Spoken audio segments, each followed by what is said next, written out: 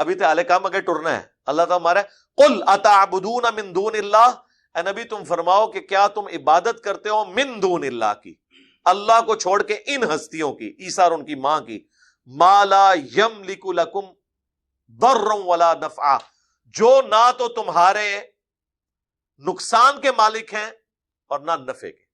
دے دونوں عقیدے اللہ تعالیٰ نے ان کے اٹھا کے پھینک دیے ہیں. نمبر 1 یہ فرمایا کہ یہ من دون اللہ ہے. کون؟ عیسیٰ اور ان کی ماں. حالانکہ یہ حزب اللہ ہے، لیکن حزب اللہ شیطان کے مقابلے پہ. لیکن جب ان کو لوگ اللہ کے مقابلے پہ کھڑا کریں گے تو اللہ تعالیٰ کو یہ بات کہنے میں کوئی عار نہیں ہے کہ یہ ہے تو حزب اللہ ہے، لیکن تم نے انہیں من دون اللہ بنا دیا ہے، اللہ کے سوائے ان ہستیوں کو پوجنا شروع کر دیا. دوسرا، وہ تمہارے نفع اور نقصان کے مالک نہیں ہے. اور پھر ساتھ ہی کہہ دیا واللہ هو السمیع العلیم، اور اللہ ہی ہے جو سننے والا، علم والا ہے. یعنی تمہارے نفع اور نقصان کا مالک وہ ہوگا جو سننے والا، علم رکھنے والا ہو. ہر وقت ہر بات کو سننا اور اس کا علم رکھنا یہ تو عیسیٰ اور ان کی ماں کی کمپیٹنسی نہیں ہے.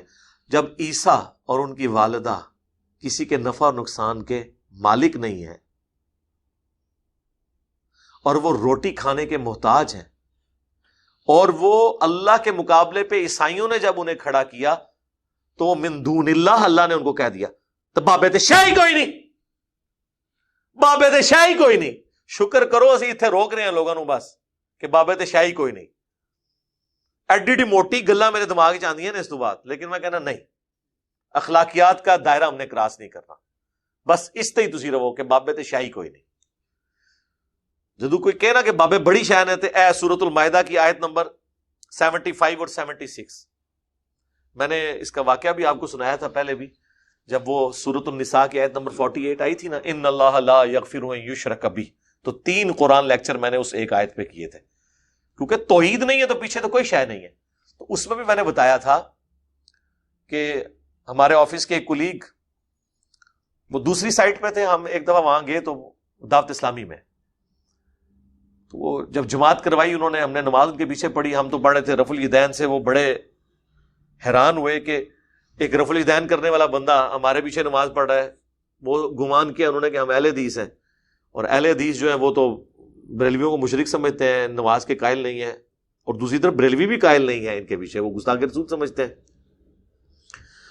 تو ان سے تھوڑی دوستی ہوئی تو انہوں نے دعوت دے دی کہ ہمارے گھر کبھی آئیں چائے کے لیے. تو میں اپنے ایک دوست کو لے کے وہاں پہنچ گیا. تو ہم نے بات کرنی تھی توحید کے اوپر، یہی ارادہ تھا کہ ان کے سامنے بات رکھی ہے. اب انہوں نے جال حق پڑھی ہوئی تھی جو میں نے 1994 میں پڑھی ہوئی تھی، اور مجھے پتا تھا اس کے اندر جو کچھ بھی ہے وہ میں نے کور کیا ہوا اپنے ریسرچ پیپر، دعا صرف اللہ ہی سے. مسئلہ نمبر 3 بھی ہے، دعا صرف اللہ ہی سے. تو وہ کہنے لگے جی قرآن میں جتنی بھی من دون اللہ کی آیات ہیں کہ وہ تمہارے نفع نقصان کے مالک نہیں، یہ سب بتوں کے بارے میں. تو میں نے کہا یہ آپ کو بتایا گیا نا، ہم قرآن سے آپ کو کئی آیات پیش کر سکتے ہیں، لیکن ایک آیت ہی ویسے آپ کے لیے کافی ہے. میں نے پھر یہ آیات کھولی کہ دیکھیں کہ عیسیٰ ابن مریم جو انبیاء کے 5 بڑے سرداروں میں سے ایک سردار، حضرت ابراہیم، حضرت نوح، حضرت موسیٰ اور عیسیٰ، اور سب سے بڑھ کر محمد رسول اللہ صلی اللہ علیہ وسلم، اور ان کی ماں صدیقہ، اولیاء کی سردار، ان دونوں کے بارے میں اللہ تعالیٰ کہہ رہا ہے کہ کیا تم عبادت کرتے ہو ایسی ہستیوں کی جو من دون اللہ ہیں، اللہ کے سوا اور ہستی ہیں. تو دیکھ لو من دون اللہ، اللہ نے ان دونوں کو کہہ دیا. اب ایک مسئلہ تو اس کا حل ہو گیا، لیکن وہ بات ماننے والے تو نہیں ہوتے، وہ کہتے ہیں جی ٹھیک ہے من دون اللہ یہ، لیکن اصل میں دیکھیں ہم کوئی اولیاء اللہ کی عبادت تو نہیں کر رہے. عیسائی تو چونکہ عبادت کرتے تھے نا حضرت عیسیٰ کی، ان کو رب کہتے تھے. ہم تو شیخ عبد القادر جیلانی کو رب نہیں مانتے، ہم نے تو ان کی عبادت نہیں کی، ہم تو اللہ کی عبادت کرتے ہیں. لہٰذا ہم پہ آپ یہ فٹ نہ کریں. میں نے کہا جی آدھی تو فٹ ہو گئی نا، کہ انہوں نے کہا چونکہ ہم عبادت نہیں کرتے لہٰذا شیخ عبد القادر جیلانی من دون اللہ نہیں ہے.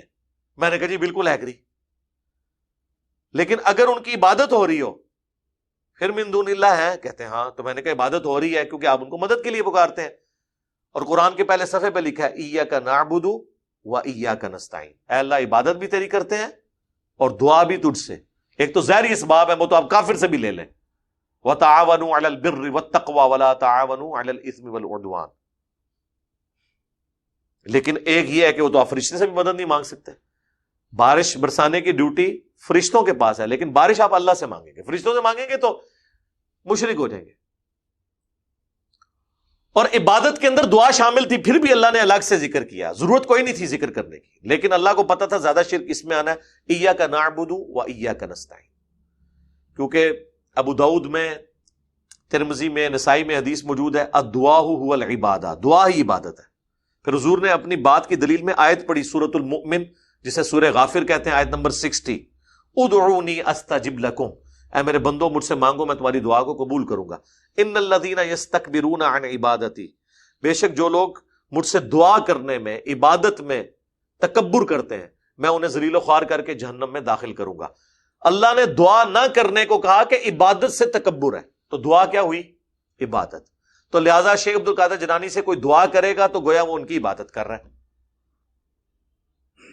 اور دوسری بات، یہاں پہ اللہ تعالیٰ نے صرف ان کی عبادت کو کنڈیم نہیں کیا، بلکہ کہا ما لا یملک لکم ضرا ولا نفعا. عیسیٰ اور ان کی ماں نہ تو تمہارے کسی نفع کے مالک ہیں نہ نقصان کے. تو عبادت تو رہ گیا بعد کی بات.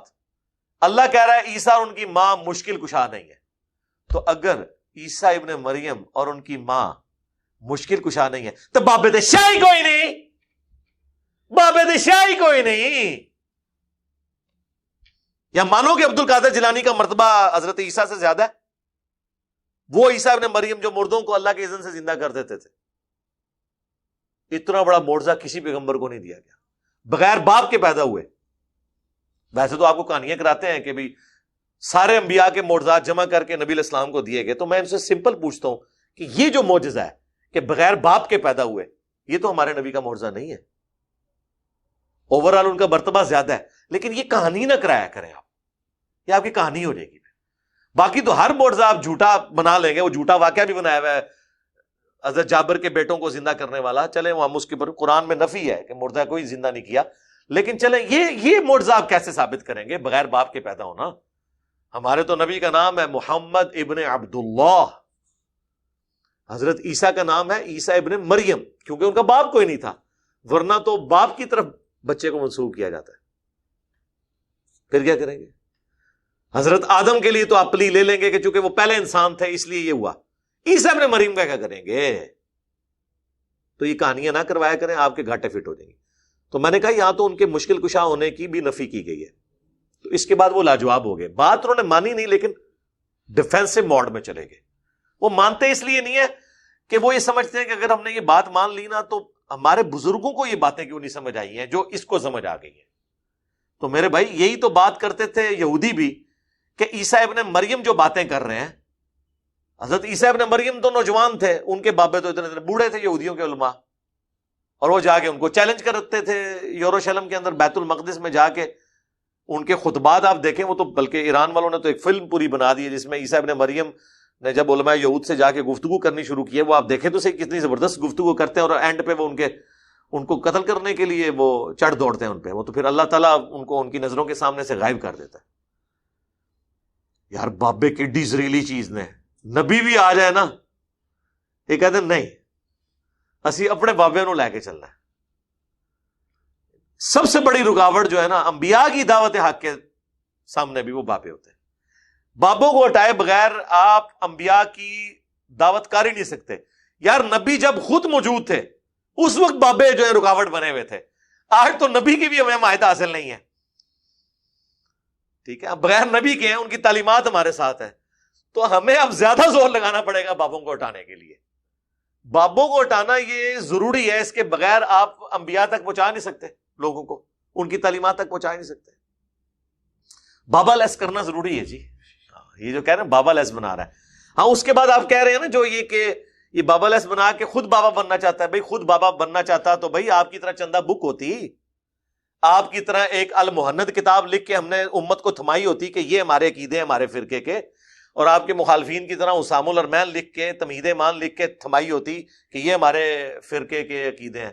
ہم نے تو کوئی ایسا کام نہیں کیا، نہ کوئی مسجد بنائی، نہ کوئی مدرسہ، نہ کوئی چندہ بک، نہ کوئی کتاب لکھی. ریسرچ پیپرز بھی لکھے ہیں تو وہ ان کتابوں کے ریفرنس کے ساتھ لکھے ہیں، اذکار کارڈ بھی، اور کیا آپ خود پڑھ لیں. آپ کے بزرگوں میں تو ریفرنس ہوتے ہی نہیں ہے. المہند میں جتنے انہوں نے عقیدے لکھے ہیں قرآن و حدیث کے تو دلائل دی ہی کوئی نہیں ہوئے. وہ دلیل انہوں نے یہ ہے کہ بعد میں 25 بندوں نے سائن کر دیے.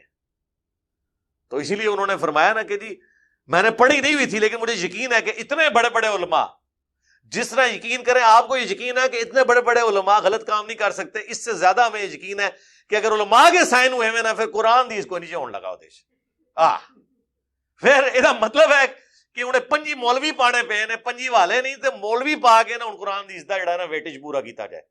ٹھیک ہے نا, اتنے علماء کے سائنوں کی ضرورت ہی نہیں ہوتی ہے قرآن و حدیث کو. آیت اور حدیث لکھنے کے بعد سائن لکھنے کی ضرورت ہی نہیں ہے, وہ تو اللہ کے سائن ہو گئے نا, اس کے پیغمبر کی نشانی ہوگی. آیت بھی سائن کو کہتے ہیں, نشانی. قرآن کی آیات اللہ کے سائن ہے, اللہ کی نشانی ہے. احادیث رسول اللہ صلی اللہ علیہ وسلم کے سائن ہے, ان کی نشانی ہے, تو ضرورت ہی نہیں پڑتی. خیر وہ خاموش ہو گئے جب ان کو یہ پیش کیا. باقی ماننا نہ ماننا, زندگی میں کبھی کوئی چیز کام آ جاتی ہے, ہو سکتا ہے زندگی کسی موقع پہ بات